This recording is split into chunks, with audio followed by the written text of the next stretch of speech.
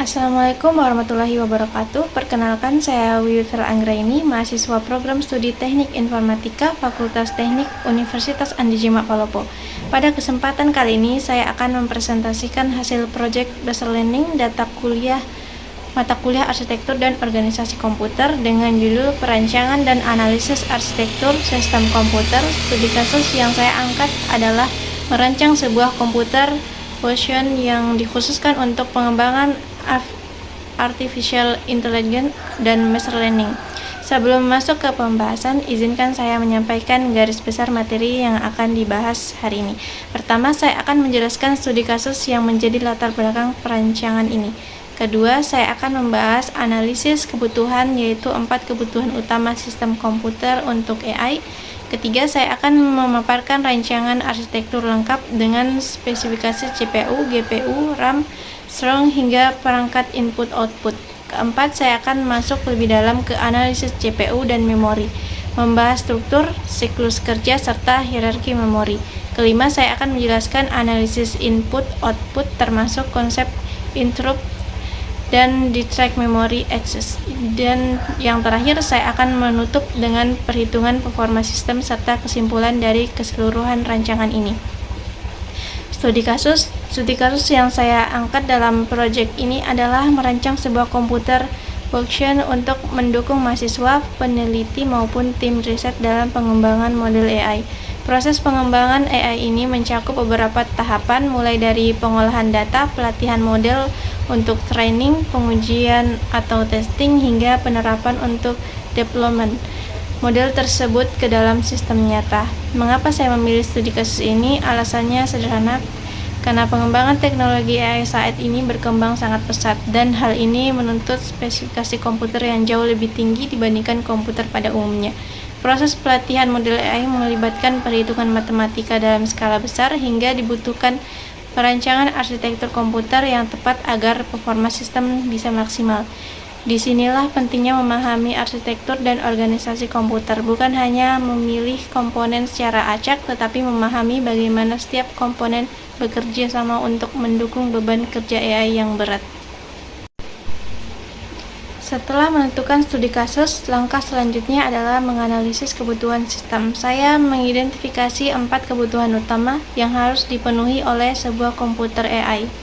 Kebutuhan pertama adalah komputasi tinggi. Pelatihan model AI melibatkan jutaan hingga miliaran operasi matematika, sehingga dibutuhkan prosesor dengan kemampuan komputasi yang sangat besar.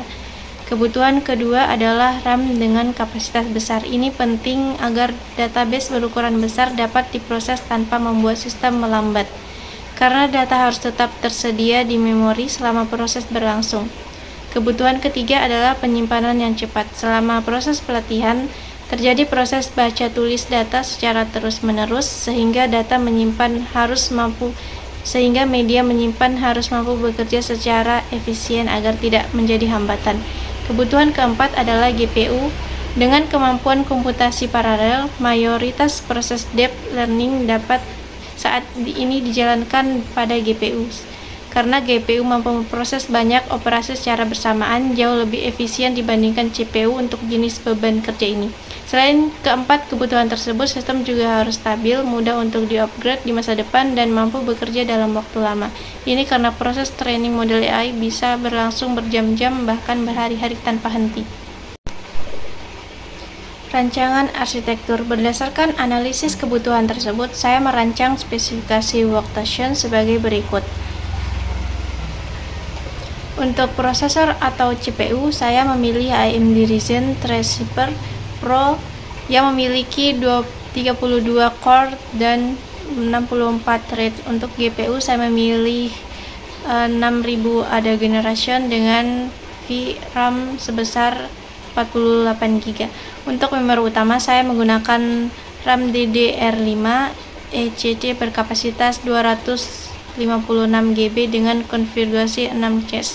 Pada sisi penyimpanan, saya mengombinasikan 3 jenis media: untuk sistem operasi, untuk menyimpan database, dan untuk kebutuhan arsip data dalam jangka panjang. Untuk perangkat input digunakan keyboard, mouse, webcam, dan mikrofon. Sedangkan untuk perangkat output digunakan 2 unit monitor beresolusi 4K.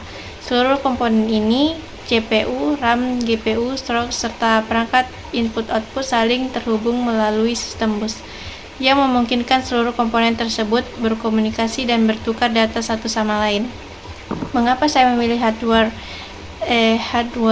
tersebut? Untuk CPU AMD ThinkPad Pro dengan 32 core dan 64 thread, prosesor ini mampu menjalankan banyak proses secara bersamaan sehingga sangat penting pada tahap processing data sebelum data tersebut dikirim ke GPU. Prosesor ini juga mendukung beban kerja multitasking berat dalam waktu yang lama. Untuk GPU 6000 ADA generation, GPU ini dilengkapi dengan tensor core yang secara signifikan mempercepat proses pelatihan model AI. VRAM sebesar 48 GB memungkinkan GPU ini mampu menampung model dan batch data berukuran besar dan komputasi paralel yang dimiliki secara ideal untuk proses deep learning. Untuk RAM 256 GB, kapasitas besar ini kemungkinan database besar dimuat langsung ke dalam memori sehingga mengurangi proses word ke penyimpanan yang jauh lebih lambat. Untuk SSD dengan kombinasi 2 TB dan 8 TB, kecepatan baca tulisnya sangat tinggi sehingga proses loading database berlangsung lebih cepat. Sementara 18 TB sebagai penyimpanan arsip karena kapasitas besar dan biayanya jauh lebih murah dibandingkan SSD. Analis CPU dan memori. Selanjutnya saya akan membahas lebih dalam mengenai struktur dan cara kerja CPU. Secara umum, CPU memiliki 4 komponen utama. Pertama, control unit yang bertugas mengatur jalannya seluruh proses dalam komputer. Kedua, ALU atau Arithmetic Logic Unit yang menjalankan operasi aritmatika dan logika secara tambah, kurang, kali, dan bagi. Ketiga, register, yaitu penyimpanan sementara dengan kecepatan sangat tinggi. Dan keempat, cache yang berfungsi mempercepat akses data agar CPU tidak selalu perlu mengambil data dari RAM. Cara kerja CPU dalam memproses instruksi mengikuti siklus yang disebut siklus instruksi yang terdiri dari 4 tahap. Tahap pertama adalah fetch, yaitu instruksi diambil dari memori. Tahap kedua adalah decode, yaitu instruksi tersebut diterjemahkan agar dapat dipahami oleh CPU. Tahap ketiga adalah execute, yaitu instruksi tersebut dijalankan, dan tahap keempat adalah where's back, yaitu hasil dari eksekusi tersebut disimpan kembali. Dengan 32 core dan 64 threads yang dimiliki oleh CPU pada rancangan ini, banyak instruksi dapat diproses secara paralel, yang secara signifikan meningkatkan performa sistem secara keseluruhan.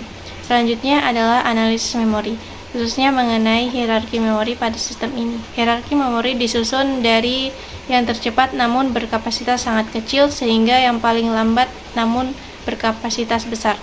Pada level teratas ada register, yang merupakan memori tercepat namun kapasitasnya sangat kecil. Di bawahnya ada cache yang terdiri dari level L1, L2, dan L3 berfungsi mempercepat akses data ke CPU.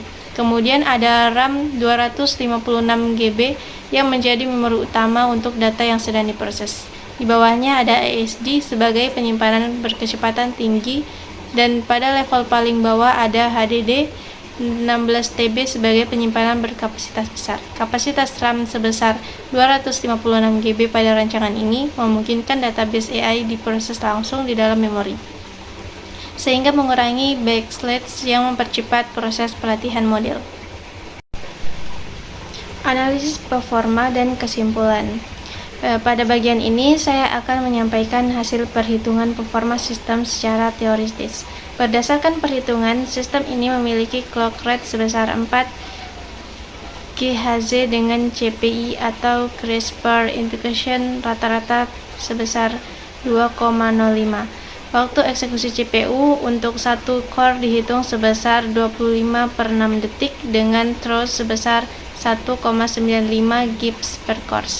Jika dibandingkan antara pengguna satu core dengan 32 core secara teoritis, throughput sistem meningkat drastis dari 1,95 GHz menjadi 62,4 GIPS. Namun perlu dicatat bahwa angka ini bersifat teoritis karena performa nyata sistem dipengaruhi oleh beberapa faktor lain, seperti bandwidth memori, ukuran dan efisien cache, kecepatan stroke sinkronasi antara core, serta thermal throttling akibat suhu prosesor yang meningkat saat bekerja secara intensif.